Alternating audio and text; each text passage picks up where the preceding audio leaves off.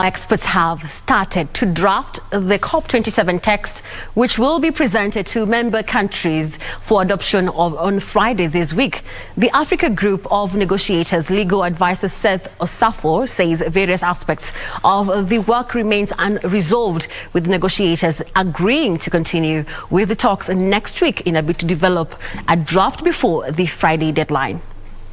The clock is ticking and negotiators are feeling the pressure of delivering a COP27 draft text before the deadline on Friday.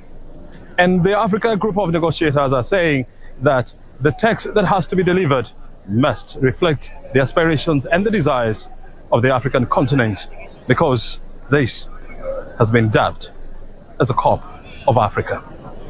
Participants at the climate change conference in Egypt were getting wary after disagreements on various financing issues threatened to derail the COP27.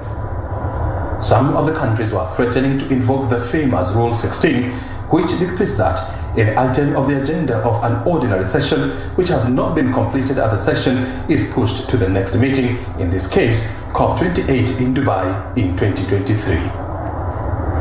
However, a last-minute push and concessions allowed technical teams to draft the text, with some contentious issues to be thrust in the coming weeks. There are challenges, because each time Africa comes up with proposal to address the special needs and circumstances of Africa, other countries and other parties also say that we also have special needs and circumstances. So this has been a major challenge. The Africa Group of Negotiators pushed for adoption of funding arrangements for loss and damage, with a team of experts now expected to work on the technical details like financing and contribution formula. Africa Group of Negotiators legal advisor Seth Osafo has said Africa had to make concessions with issues like special needs for Africa and the doubling of adaptation fund failing to make it into the COP presidency consultations agenda. All we are saying is that you made a pledge in 2009 that from 2020 you will provide $100 billion a year to support developing countries to meet climate change challenges. That money is not coming.